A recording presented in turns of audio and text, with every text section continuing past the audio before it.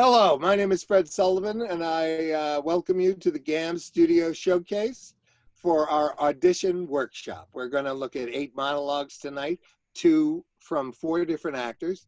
It was a class of 7, and we had 14, but everybody got freaked out about the election and the pandemic and seasonal depression. So they scattered to the winds, and we have 4 excellent actors for you tonight to share what they've been working on. Thanks for coming. First is Luke. He is amazing. He's going to do a monologue from a wonderful play, I think the greatest two-hander ever written, if I dare say so, called Red by the playwright John Logan. And all that came to the great Mark Rothko. It's a 6-scene play, and by the end of the 4th scene, he has been quiet, and he's just learned from the master, and in scene 5 all hell breaks loose. So here is Luke from Red.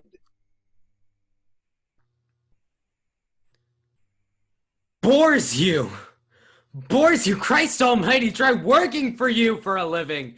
The talking, Jesus Christ, won't he ever shut up? Titanic self-absorption of the man.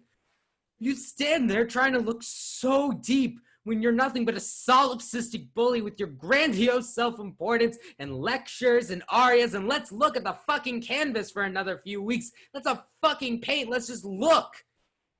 And the pretension, Jesus Christ, the pretension.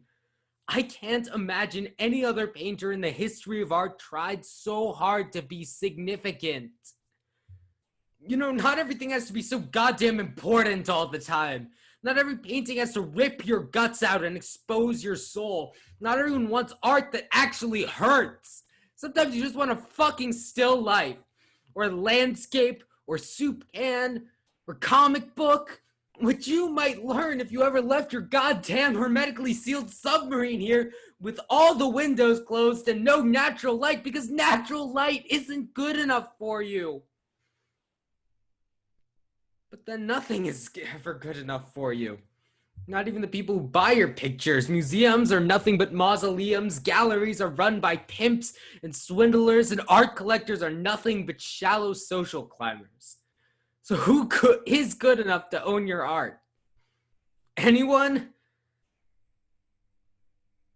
Or maybe the real question is, who's good enough to even see your art?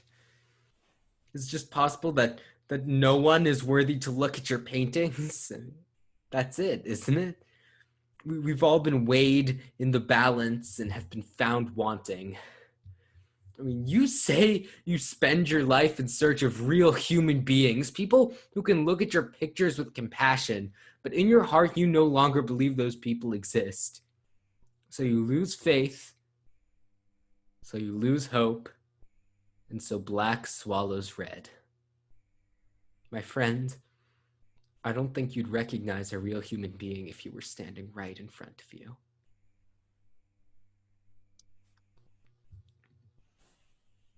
Magnificent. Thank you, Luke. I have spent all summer and most of the fall with Luke, and I feel myself lucky because he is a wonderful, wonderful student. This may have affected my choice of material for him, because I just realized he's doing 2 two-person plays, one with an old mentor and one with a bright, shiny-faced kid. This one is Mass Appeal. Father Farley is an old Irish, goes by the system, expert on how to manipulate everybody to love him and keep the cash coming into the donation box or whatever it is. And Mark Dolson is a very young novitiate who believes in the new mass and guitar playing and folk mass at 5 o'clock on Saturday. Oh, my father hated that. He wanted the Latin back. But this kid really wants to change how the church reaches out and goes into the community. And this is Luke as Mark in Mass Appeal. Thank you, Father Farley. You know, it's funny, I never stopped to think that on my way to becoming a priest, I'd have to live with the name Deacon Dolson. Yeah, sounds pretty silly, don't you think? Deacon Dolson. Can I ask all of you a question? Why did you come to Mass today? What brought you to church this morning? As a teenager, I had a friend who answered this question by saying, I go to Mass because my parents go. But one day I heard his father talking to my father, Betty and I go to Mass because of the kids. I know when I was young, I liked going to church because right after Mass, my father would take us to the bakery and all four of us, my two sisters and my brother, myself, would pick out what we'd like. And, I'd almost always get jelly donuts and I'd never wait to get home before having one.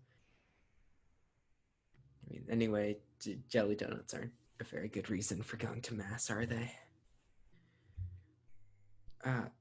What are your reasons? I wonder if the coughing lot of you know or try to know why you pull yourselves out of bed every Sunday morning and come here. Do you really need to come to Mass? Do you need the church? Ideally, the purpose of the church is to become obsolete, but until it is, we need the habit of coming together and collectively recognizing that there is another world. There is a world that coexists and gives order to this world. Individually, we come to Mass with our own personal chaos, and together we look to be ordered. We must come here with our hearts open for that, but you come here with your mink hats and your cashmere coats and your blue hair that doesn't change anything. Those things are your shackles. They are accessories you've made essential. You are essential. You come here a faceless mask. You wear your prison uniforms as if they were badges. You're slaves all week. Do you really want to be slaves here too?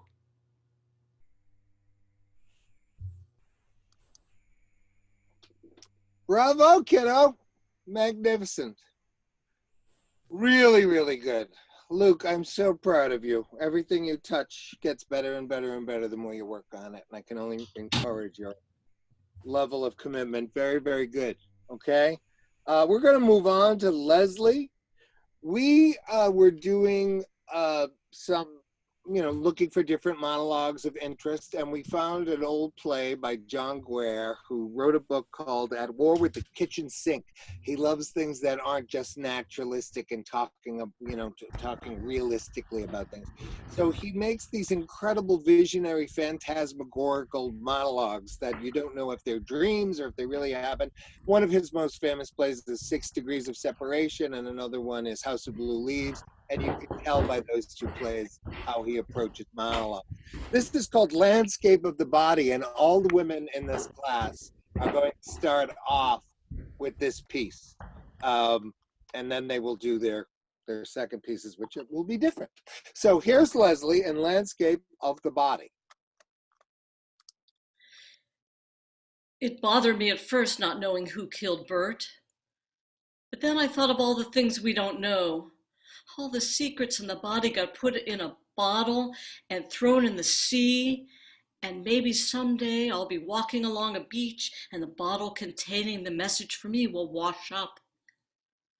If I don't know the answer, it's out there, and one day maybe an incredible coincidence will occur, and I'll know all I need to know. Or the murderer will come forward. Or I'll forget once I had a secret. I'll remember I had a boy, like I'll remember I once had a mother and once had a father, and I'll try to keep piling the weight onto the present so I'll stay alive and won't slide back. If I don't know, somebody knows. My life is a triumph of all the things I don't know. I don't have to know everything. I read Agatha Christie's and throw them away when the detective says, and the murderer is... The mystery is always greater than the solution. I was terrified to have a kid. I said before I got pregnant, I'll have a kid and the eyes will end up on one side of the face and all the fingers on one hand and all the toes on one foot and both ears on one side of the head. And Bert was born, and he was perfect. And this is the only thing I know. There's got to be some order in there. I'm moving to this new place and it has big houses with classical columns, and maybe I'll find a job in one of them in a house owned by an old man who has an art collection, and I'll read up on classical painters, and maybe he'll ask me to marry him, or maybe I'll kill him and get him to sign the collection over to me, or maybe I'll love him and marry him. Or maybe I'll discover a secret inside me that will make the whole world better. I'm not discounting nothing.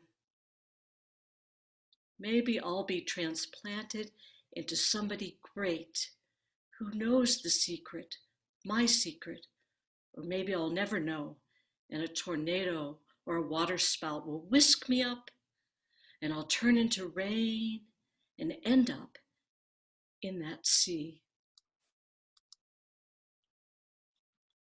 So wonderful. Really, really beautiful work, Leslie. And this sets the stage for her work. We had an exercise where I just said, find something in your house that could be a monologue. And two people found autobiographies and picked material from those autobiographies, and they were great monologues. So I had just ordered Zoe Caldwell's because she passed away, and it's called I Will Be Cleopatra. And I found this very interesting story that I was dying to see Leslie inhabit.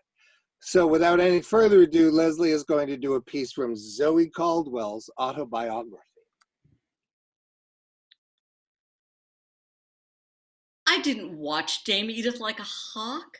I didn't need to. We just played together. There was no other way.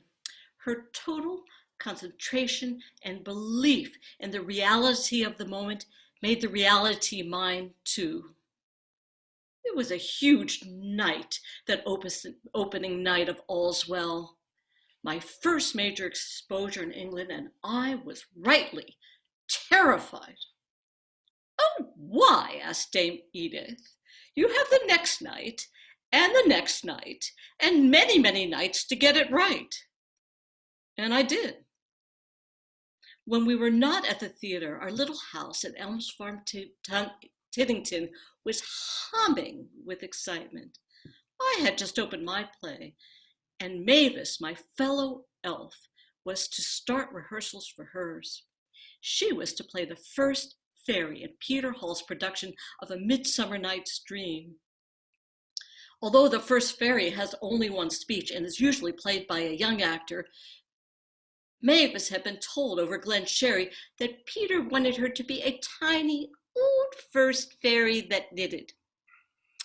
The whole company knew how important this was to Mavis, because in 3 years she had never had a part and only walking on. And because they loved her, they shared in her excitement. She would talk endlessly about what she was going to do and what she was going to do and how she was going to do it. And I would say crazy things like, "Oh, Mavis, your first fairy will be the talk of the season." Then the acts fell.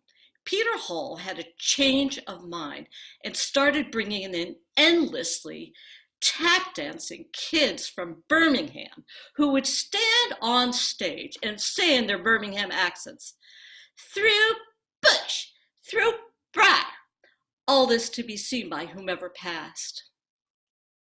The company went silent. Eventually, I was called into Glen's office and told that Peter wanted me to play first fairy. "Tough," I said. "I won't do it." "But you must because of your contract." I hadn't looked at my contract, and I didn't have an agent. "Here," said Glen, £18, middle billing, play and understudy as required." "Glen, this is Mavis's whole season. Is there nothing I can do?" "Nothing." "Then let Peter Hall go and live at Elms Farm with Mavis and see what it's doing to her." I jumped on my bike and rode to the old watermill where Dame Edith had an apartment. I was repulsive, sobbing and angry and prepared to kick. Dame Edith gave me a handkerchief and a glass of water and made me sit down. She said, You have built a wall which you are kicking at with your hands and kicking at with your feet. You are bruised and bloodied and most unattractive. Now you must take down that wall, brick by brick, until you can see over it, and brick by brick until you can, with grace, step over it. Now, off you go and be the best first fairy you can be. And I did. But I have never forgiven Peter Hall, and I never will. I so wish, Leslie, that you had heard me laughing because I got hysterical at one point. That was excellent. Really, really, really wonderful. We're going to move to Elaine. And this is Elaine as Rosalie from the play I told you about by John Ware, Landscape of the Body.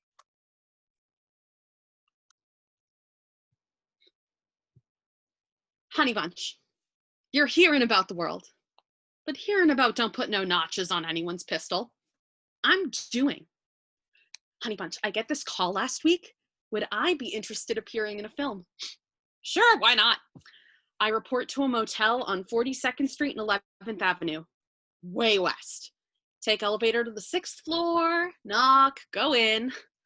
Floodlights, a camera, workmen setting up, the real thing. A man said, "You the girl? Get your duds off, sink into the feathers and go to it." Holy shit, they're loading the cameras and I'm naked and nobody's really paying attention. They say, "You all set?" Sure, why not? Lights, camera, action. And a door I thought was a closet opens up and it's from another room and a gorilla leaps out with a slit in his suit and this enormous erection and the gorilla jumps on me. Honey Bunch, there's no surprises like that in Maine. And we're going at it and I can't believe it, and after about 5 minutes the director yells, "Cut!" And the gorilla rolls off me, takes off his gorilla head, and it's Harry Reams from Deep Throat and the Devil and Miss Jones. "What an honor to meet you, sir," I said. Christ, go back to Bangor, Maine? Honey, you should move in with me. Get yourself unsaddled from mama and that house and airports. Honey, baby, start your own family. I started my own family. I've got a family motto. She travels fastest who travels alone. I live here on Christopher Street, a lovely building. Lovely neighbors. Leave you alone. Nobody knows me. I don't know anybody. I'm flying high. I'm working for a travel agency. Dawn's Promising Star Travel Agency. Founder and sponsor of Honeymoon Holidays. No charter jets for me. When I travel, which shall be soon, I'll be traveling first class, not out of Bangor, but right out of old JFK. Wait till you meet my boss, Raulito. Take it back, erase those tapes, you'll never meet him. I'd show you my life. You'd get so jealous, you'd want to move right in and take me over. You can't have me. You can have yourself, but you can't have me. Ditch the kid. He comes from a whole other rotten period of your life. Erase those tapes, get rid of them. I gotta pull out sofa. Move in. You can have some laughs.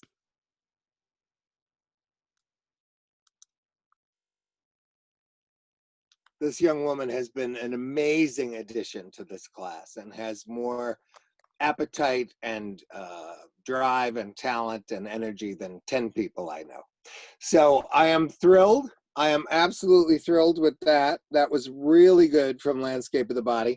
I've been interested, you know, that Broadway has revisited the 80s and 90s AIDS plays, especially Angels of America and the Normal Heart. And I started to think about other plays. Andre's Mother and Lips Together, Teeth Apart, The Destiny of Me, and Torch Song Trilogy. And then I remembered As Is, and I looked at it to see if there was any monologues in it. And the last scene is a health worker not the leads of the play, not the central characters that you grow to know and care about and everything, but a health worker is the last monologue in the whole play. And I wondered, what was the author William Hoffman going for? What was powerful about this last statement?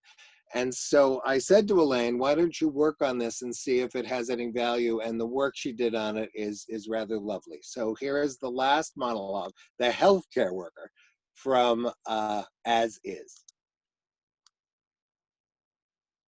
I have a new AIDS patient, Richard.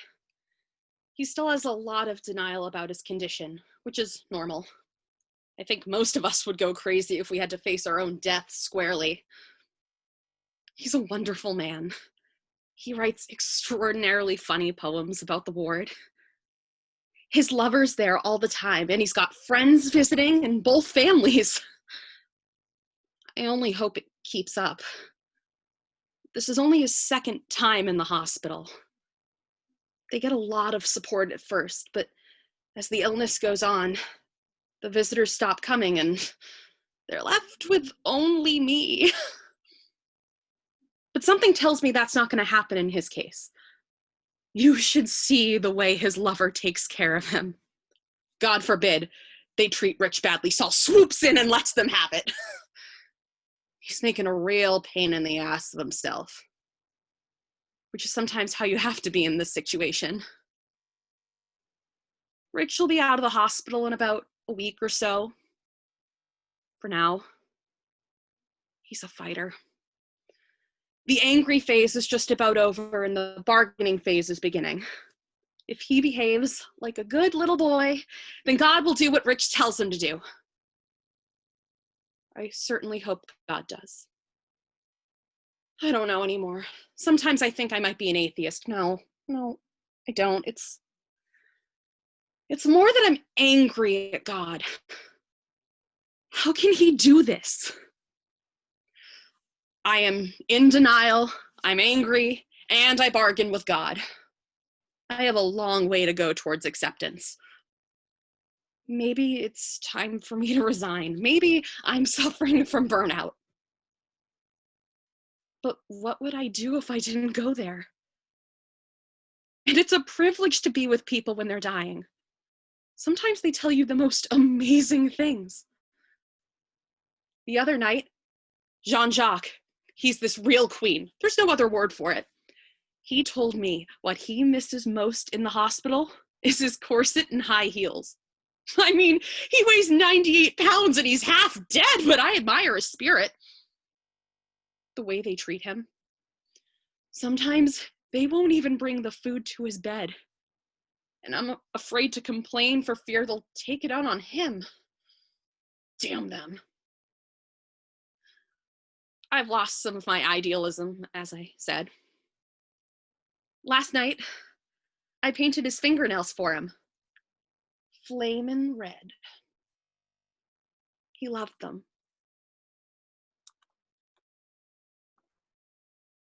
Beautiful.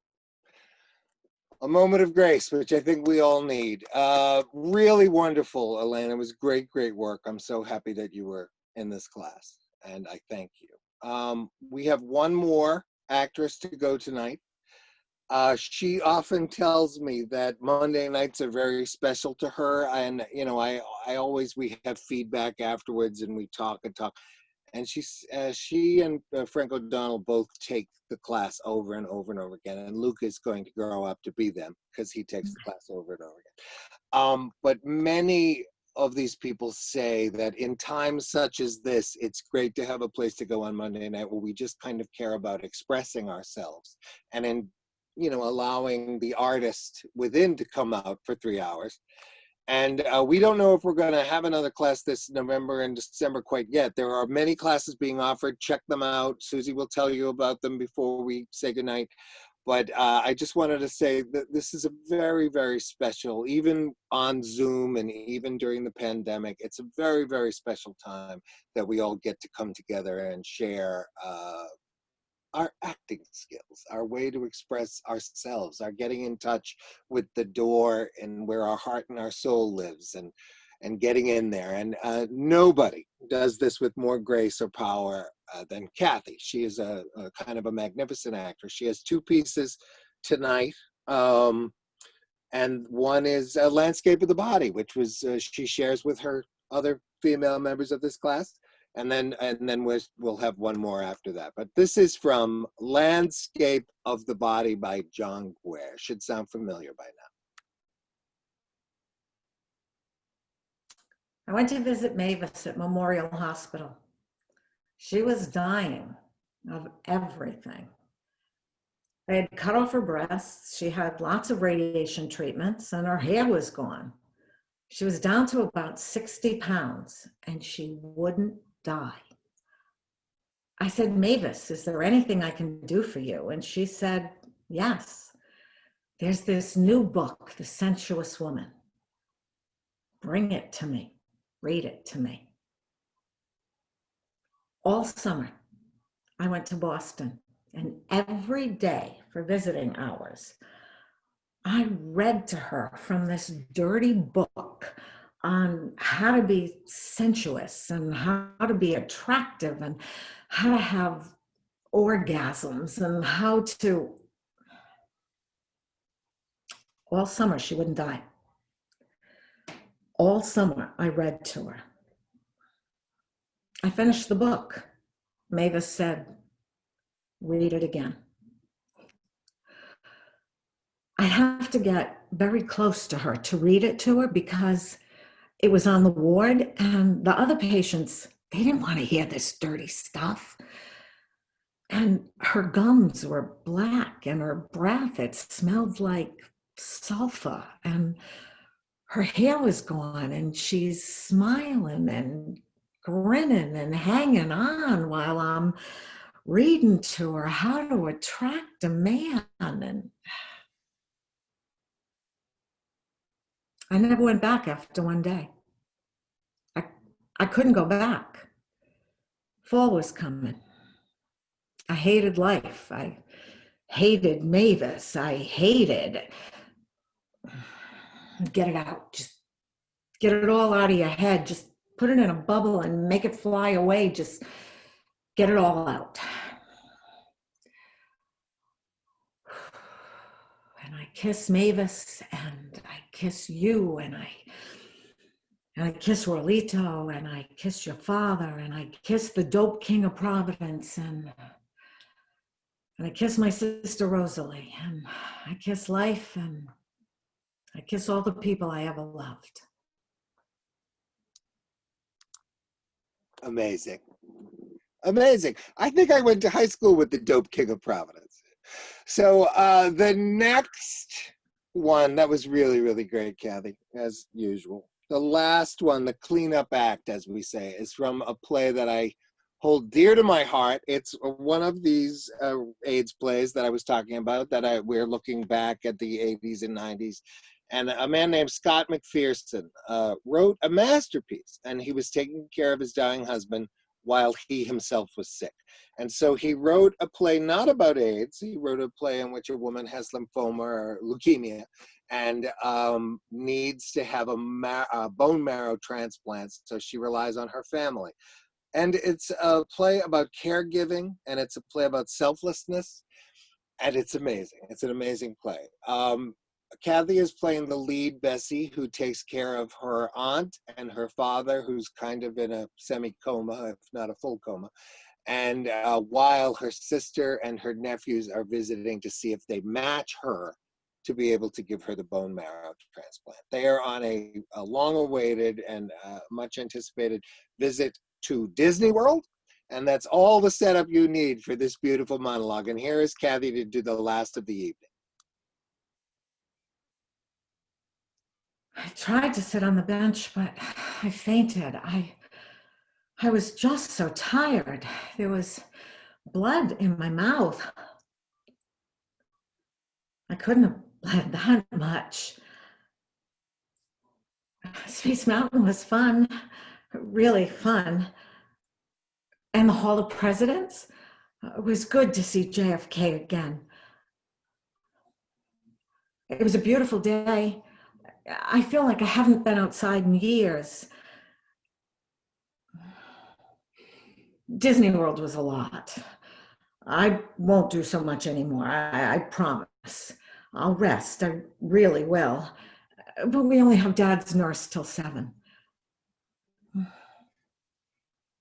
Lee, I fainted because I was scared. I was so scared. What's happening to me? I can't sleep. I never sleep. I'm afraid I won't wake up. I close my eyes and I won't wake up, so I jerk myself awake. I yank myself awake all night long.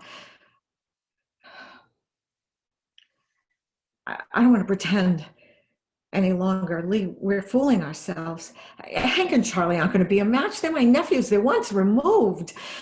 I don't want to pretend. There were so many decisions to make. There aren't going to be any surprises. It's always what I had in the back of my head. I don't want to think about it anymore. I quit thinking about it.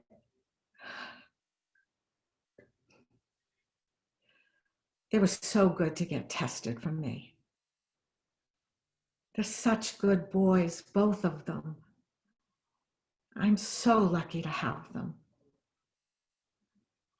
And you know what?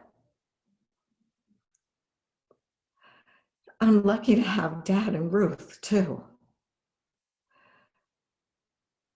I look back on my life and I've such love.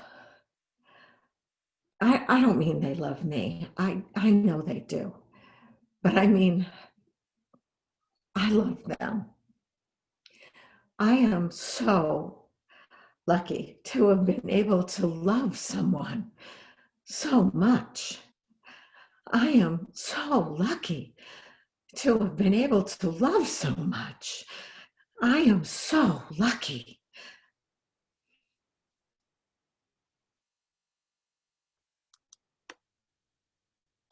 Amazing. I can't thank all of you enough for joining us and being a part of this. If anybody who was hidden wants to be seen, we can thank you because there aren't that very many of you. Susie could tell you about what's coming up. I just want to take a moment to say that all of this work was filled with enormous beauty and grace and humanity. And I'm really, really proud of you guys. We do miss Frank. We do miss everybody, Mecca, and we just really had a wonderful time with them. They all wrote me and said they had a great process with all of you. And this was our punctuation on the end of the sentence, as we like to say, to share it with others, our families, our friends. Tonight was intimate, but well worth our time. Susie, you there? You want to talk about what's coming up? Or?